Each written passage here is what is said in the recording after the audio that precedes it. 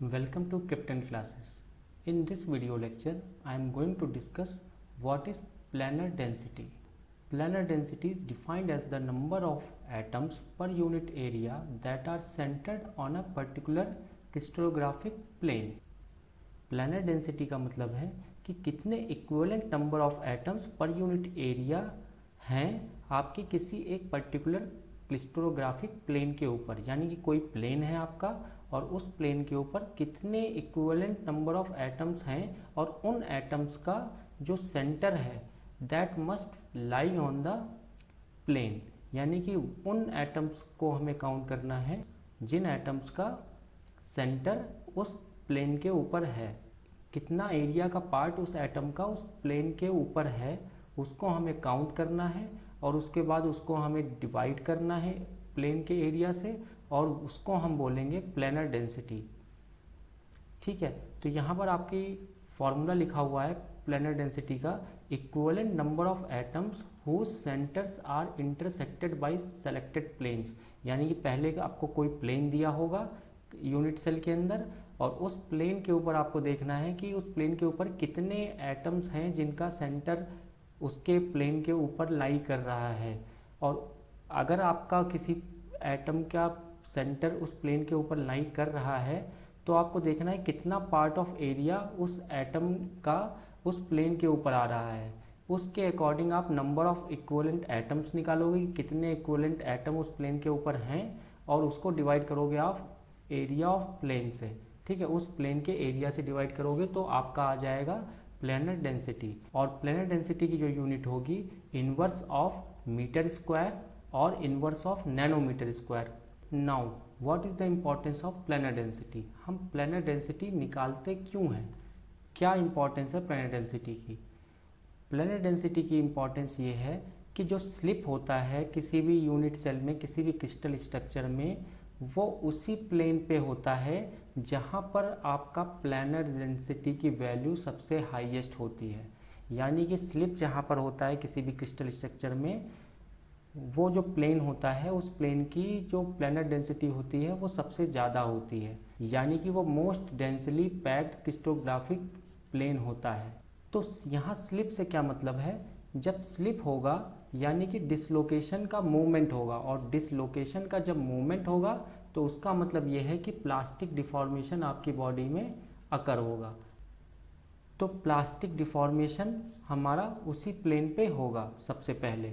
ठीक है, और आगे हम एक बात और जान लेते हैं कि स्लिप उस प्लेन पे तो अकर करेगा ही, लेकिन किस डायरेक्शन में अलग होगा। स्लिप की जो डायरेक्शन होगी वो कौन सी डायरेक्शन होगी? वो उस डायरेक्शन में होगा जिस डायरेक्शन में लीनियर डेंसिटी सबसे ज़्यादा होगी। और लीनियर डेंसिटी कुछ नहीं होती है, लीनियर डेंसिटी होती है number of atoms per unit length along any direction of the unit cell. Unit cell के अंदर किसी भी डायरेक्शन के अंदर के अलोंग अगर number of atoms per unit length आप निकालोगे तो आपको पता चल जाएगा कि उसकी लीनियर डेंसिटी कितनी है। और अगर जिस डायरेक्शन की लीनियर डेंसिटी सबसे ज़्यादा है उसी के अलोंग वही डायरेक्शन होगा स्लिप का, और प्लेन कौन सा होगा? जहाँ पर आपका प्लेनर डेंसिटी सबसे ज़्यादा होगा। तो ये दोनों टर्म बहुत इंपॉर्टेंट है, इससे हमें क्या पता चलता है कि स्लिप कहाँ होगा किसी भी क्रिस्टल स्ट्रक्चर में। ठीक है, तो अब प्लेनर डेंसिटी निकालते कैसे हैं उसके लिए सबसे पहले बहुत इंपॉर्टेंट पॉइंट है जो हमें याद रखना है,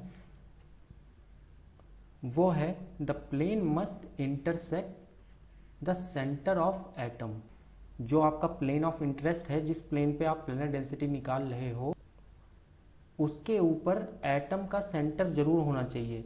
और अगर आपका कोई एटम का सेंटर नहीं होता, if atom does not have hits centre on the plane, अगर कोई एटम है जो जिसका सेंटर नहीं है उस प्लेन के ऊपर, तो उसको हम काउंट नहीं करेंगे।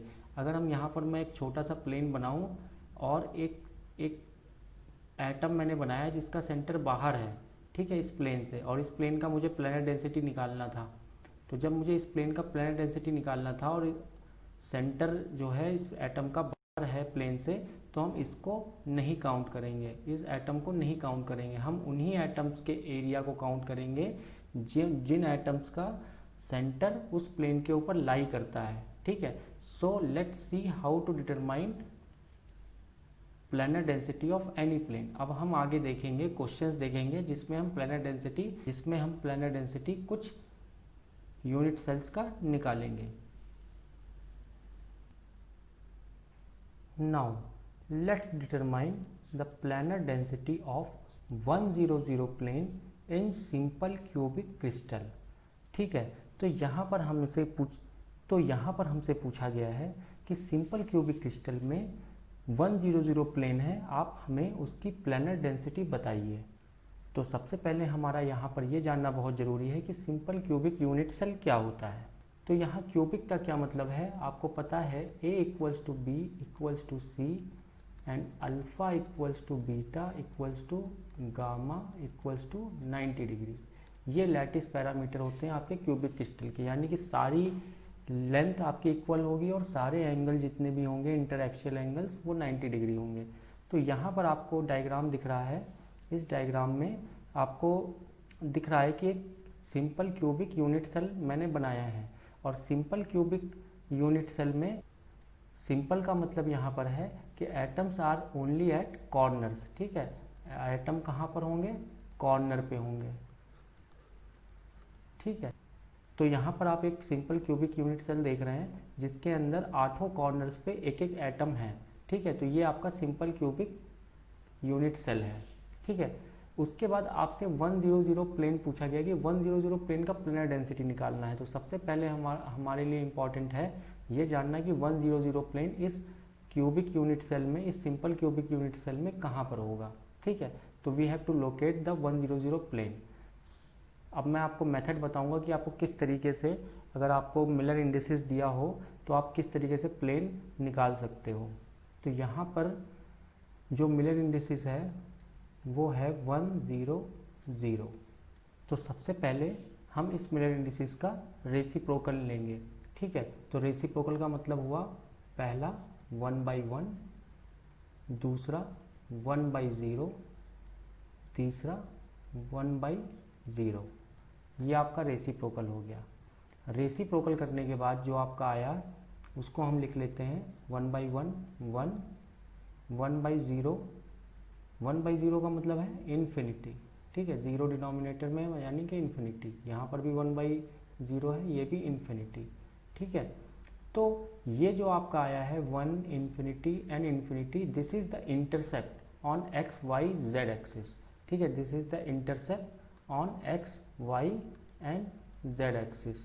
तो ये आपका एक्स एक्सिस, वाई एक्सिस और जेड एक्सिस का इंटरसेप्ट है। तो एक्स इंटरसेप्ट 1 है, वाई इंटरसेप्ट और जेड इंटरसेप्ट इन्फिनिटी है, यानी कि वाई और जेड एक्सिस के पैरेलल होगा ये 100 प्लेन। ठीक है, ये वाई और जेड एक्सिस के पैरेलल होगा, इस बात को हमें ध्यान रखना है। तो सबसे पहले हमें क्या करना है, ओरिजिन सेलेक्ट करना है। तो ओरिजिन हमारा कन्वेंशनल ओरिजिन होगा, जहाँ पर हम लेते हैं बैक साइड में। तो ये पीछे के साइड ये हमारा ओरिजिन होगा, ये हमारा ओरिजिन, ये हमारी वाई एक्सिस और ये हमारी एक्स एक्सिस और ये हमारी ऊपर की तरफ पॉजिटिव जेड एक्सिस। तो यहाँ मैंने एक्स वाई जेड एक्सिस बना दिया है यहाँ पर। ठीक है, इसके बाद अब हमें इंटरसेप्ट लेना है। तो एक्स इंटरसेप्ट 1 है, यानी कि यूनिट सेल की जो लेंथ होगी, एच की लेंथ होगी, उसी के इक्विवेलेंट है एक्स इंटरसेप्ट। ओरिजिन आपका यहाँ पर है, ओरिजिन से हमने 1 इंटरसेप्ट पे एक्स डायरेक्शन के अलोंग, पॉजिटिव एक्स के अलोंग हमने एक इंटरसेप्ट मार्क कर लिया। ठीक है, वाई और जेड के पैरेलल है। ठीक है, वाई और जेड इंटरसेप्ट इन्फिनिटी है। तो जब वाई और जेड के इन्फिनिटी है, तो जब वाई और जेड के पैरेलल है ये प्लेन, तो आपको कुछ नहीं करना। मैं एक छोटी सी ट्रिक बताता हूँ आपको कुछ नहीं करना। इस पॉइंट से जो आपका एक्स इंटरसेप्ट है, उस पॉइंट से पास होते हुए और वाई एक्सिस के पैरेलल, वाई इन्फिनिटी है, तो वाई एक्सिस से पैरेलल एक आपको लाइन खींचनी है। ठीक है, पास होना चाहिए वो जो आपका गिवन पॉइंट है, जो आपको मिल चुका था, उसके अलोंग, उससे पास होता हुआ और वाई एक्सिस के अलोंग हमने एक लाइन खींचनी है। ठीक है, ये हमने वाई एक्सिस के अलोंग खींच लिया। अब फिर से इसी पॉइंट जो हमें मिला हुआ था एक्स वाला इंटरसेप्ट, उस पॉइंट से पास होते हुए और z एक्सिस के पैरेलल एक हमें लाइन खींचनी है, और ये वाली एज भी z एक्सिस के पैरेलल है, तो इसलिए मैंने यहाँ पर z एक्सिस के पैरेलल एक लाइन खींच ली। ठीक है, ये लाइन हमारी खिंच गई। अब आप सोचिए कि मुझे इन दोनों एजेस की मदद से एक प्लेन बनाना है जो z एक्सिस और y एक्सिस के पैरेलल है हो, वो कैसी प्लेन होगी, वो कैसा प्लेन होगा। तो बाई डिफ़ॉल्ट आपको पता होगा कि ये वाली एज जब पैरेलल है y के, तो इसके जस्ट ऊपर वाली भी एज y के पैरेलल होनी चाहिए। देखिए ये भी पैरेलल है, ये और ये एक्सिस दोनों y एक्सिस और ये वाली एज पैरेलल है। इसी तरीके से ये वाली जो ये तो हमने z के पैरेलल बनाया ही था, और इसी के पैरेलल हमने z के पैरेलल एक और एज बना दिया। तो जब एक एज बना दिया तो ये जो हमारा प्लेन है, front face of this cube is our 1 0 0 plane. ये आपका 1 0 0 प्लेन। ठीक है, ये आपका 1 0 0 प्लेन हो गया जो फ्रंट है। ठीक है, इसको हम एक नाम दे देते हैं A B C and D। ठीक है, अब सिंपल क्यूबिक क्रिस्टल में आते हैं। अब हमें प्लेन पता चल चुका है कि कौन सा प्लेन है ABCD। अब हम सिंपल क्यूबिक क्रिस्टल के अंदर आते हैं, यानी कि अब हम यहाँ आते हैं और यहाँ आकर देखते हैं कि अब ये जो प्लेन है, इस प्लेन के ऊपर कितने एटम्स का सेंटर लाई कर रहा है। कितने एटम्स का सेंटर लाई कर रहा है का मतलब ये नहीं कि हमें सारे एटम्स को काउंट कर लेना है, हमें उनके इक्विवेलेंट एरिया को, वो कितना एरिया कंट्रीब्यूट कर रहे हैं इस प्लेन के ऊपर, वो हमें काउंट करना है। तो उससे पहले हम उन एटम्स का पता लगाना चाहते हैं कि जो एटम्स जिन एटम्स का सेंटर इस 1 0 0 प्लेन पे होगा। तो यहाँ पर भी आपको मैं दिखाता हूँ, ये A होगा आपका, ये वाला कॉर्नर, ये वाला कॉर्नर B है, ये आपका C है और ये आपका D है। ठीक है, तो ये वाला प्लेन आपका 1 0 0 प्लेन है। ठीक है, सिंपल क्यूबिक यूनिट सेल के अंदर। अब आप यहाँ पर देखिए कि इस प्लेन के ऊपर एक ये सेंटर, एक B पे सेंटर एक एटम का, C पे एक एटम का सेंटर और D पे एक एटम का सेंटर है, और बाकी जो 4 एटम है वो पीछे वाले प्लेन पे हैं। ठीक है, तो 4 सेंटर हमें मिल गए, यानी कि 4 एटम हैं जो कंट्रीब्यूट कर रहे हैं अपना एरिया इस प्लेन को। अब हम देखेंगे नेक्स्ट पार्ट में कि how much part of area the individual atom is contributing to this plane, कि कितना पार्ट अपने एरिया का एक एटम इस प्लेन को दे रहा है। ये बहुत इंपॉर्टेंट स्टेप है जो हमें देखना है। ठीक है, कि कितना पार्ट एटम दे रहा है इस प्लेन के ऊपर अपना। ठीक है, उसी से निकलेगा number of equivalent atom on this plane. पहले तो हमने सेंटर निकाल लिए कि किस किस एटम का सेंटर है, अब हम निकालेंगे कितना कितना पार्ट वो कंट्रीब्यूट कर रहे हैं इस प्लेन के ऊपर अपने एरिया का। ठीक है, तब हमें पता चलेगा कि इक्विवेलेंट नंबर ऑफ एटम्स कितने हैं। फिर हम इस 1 0 0 प्लेन का एरिया निकालेंगे। ठीक है, in terms of lattice parameter and also in terms of radius of atoms. इन दोनों के टर्म में एरिया निकालेंगे और हम फिर प्लेनर डेंसिटी निकालेंगे।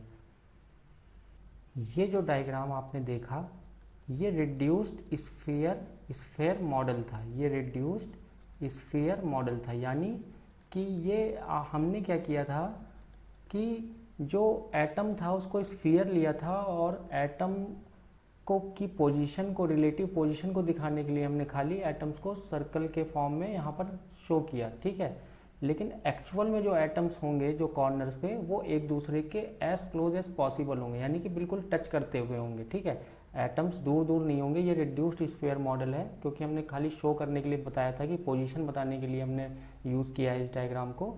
लेकिन एक्चुअल में जो एटम होंगे वो कैसे होंगे, वो आपके बिल्कुल एक दूसरे को टच करते हुए होंगे, यानी कि ये जो सारे एटम हैं 8 के 8 एटम, ये एक दूसरे को टच करेंगे सिंपल क्यूबिक यूनिट सेल में। ठीक है, तो जो फ्रंट फेस होगा आपका, वहाँ पर इस तरह से एटम होंगे। देखिए ऐसे,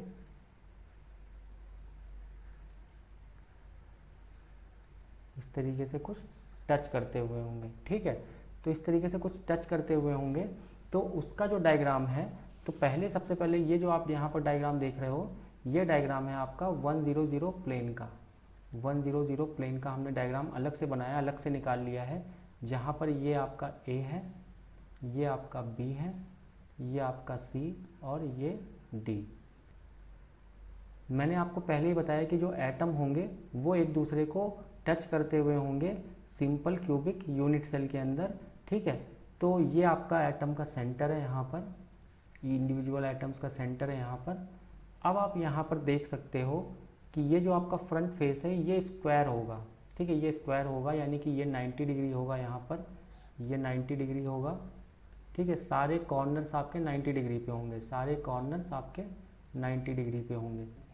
तो जब सारे कॉर्नर आपके 90 डिग्री के होंगे, यानी कि आपको यहाँ पर साफ साफ दिख रहा है कि 1/4 ऑफ द पार्ट, यानी कि 1/4 of the part, 1/4 of the part of atom is inside the, is contributing to the 100 plane. यानी कि ये जो हैच्ड पार्ट आप देख रहे हो येलो कलर का, इतना ही पार्ट आपका कंट्रीब्यूट कर रहा है इस एटम का इस प्लेन के ऊपर। इसी तरीके से यहाँ पर 90 डिग्री है, तो यहाँ पर भी इस एटम का 1/4 पार्ट आपका कंट्रीब्यूट कर रहा होगा, कहाँ पर, इस प्लेन के ऊपर। इसी तरीके से इस तीसरे एटम का भी 1/4 पार्ट कंट्रीब्यूट कर रहा होगा, और इसी तरीके से इस चौथे एटम का भी 1/4 पार्ट कंट्रीब्यूट कर रहा होगा इस प्लेन के ऊपर। अब 1/4 कैसे हुआ, इसका मैं एक छोटा सा तरीका बता देता हूँ आपको। अगर प्लेन का जो प्लेन के अंदर, अगर प्लेन के अंदर जितना एंगल एटम एनक्लोज कर रहा है, यहाँ पर 90 डिग्री एनक्लोज कर रहा है, तो आपको इस तरीके से करना है कि 360 डिग्री का मतलब होता है एक एटम, ठीक है। आपका 360 डिग्री का मतलब है एक एटम। तो 1 डिग्री का मतलब है, अगर 1 डिग्री एनक्लोज कर रहा है किसी प्लेन के अंदर, तो उसका मतलब है 1/360 ऑफ एटम, ठीक है। तो अगर 90 डिग्री इनक्लोज्ड है, 90 डिग्री किसी एटम का इनक्लोज्ड है किसी प्लेन के अंदर, तो यानी इसका मतलब ये हो गया कि 1/360 इंटू 90, यानी 1/4 एटम, यानी कि 1/4 part of area of atom is contributing to 90 degree of the atom. तो यहाँ पर क्या हुआ, इसी तरीके से आपको जितना भी एंगल, आपको एंगल पता होना चाहिए कितना एंगल बना रहा है आपका स्फीयर प्लेन के ऊपर। जितना एंगल आपका बना रहा होगा उसको आपको 360 डिग्री से डिवाइड कर देना है, और उतना ही पार्ट आपका कंट्रीब्यूट करेगा इस प्लेन के ऊपर, ठीक है। तो यहाँ से हमें पता चल गया कि ये जो 4 एटम्स इसके ऊपर थे सेंटर्ड, यानी कि सेंटर, जो जिनका सेंटर इस एटम के ऊपर था, वो 1/4 पार्ट अपना एरिया का कंट्रीब्यूट कर रहे हैं इस प्लेन के ऊपर। तो यहाँ से हम equivalent number of atoms calculate कर सकते हैं। Equivalent number of atoms on centred on this plane is 1/4 into 4, क्योंकि 4 एटम हैं जो सेंटर कर रहे हैं, ठीक है, और वो कितना कितना पार्ट अपना दे रहे हैं, 1/4 पार्ट दे रहे हैं। तो इसका मतलब ये है कि यहाँ पर कुल मिलाकर इक्विवेलेंट जो एटम हुआ, एरिया जो एटम का हुआ, इक्विवेलेंट एरिया जो कंट्रीब्यूट कर रहा है इस प्लेन के ऊपर, वो है 1 एटम का एरिया, ठीक है। उसके बाद दूसरा जो सबसे बड़ा चैलेंज है हमारे सामने, वो है एरिया ऑफ प्लेन निकालने का, ठीक है, एरिया ऑफ प्लेन। अब इस प्लेन का 100 प्लेन का एरिया भी हमें चाहिए।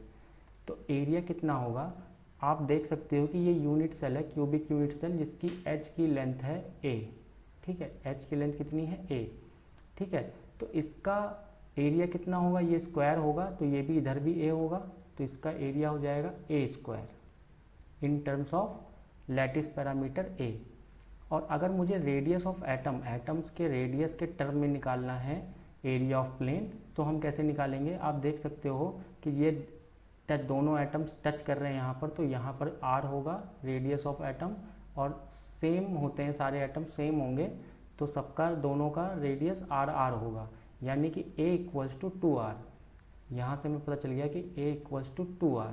तो area of plane in terms of, area of plane in terms of radius of atom क्या हो जाएगा आपका, a को रिप्लेस कर देंगे आप किससे, 2r से, ठीक है, a को रिप्लेस कर देंगे आप किससे, 2r से।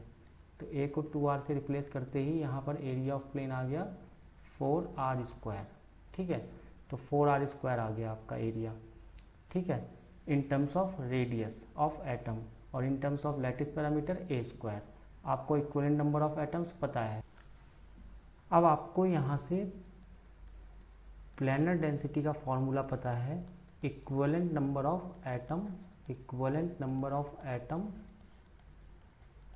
Centred on plane divided by area. ठीक है, यहाँ से आपने इक्विवेलेंट नंबर ऑफ एटम निकाला है 1 divided by area of plane है आपका a स्क्वायर, या आप लिख सकते हो in terms of radius 1 divided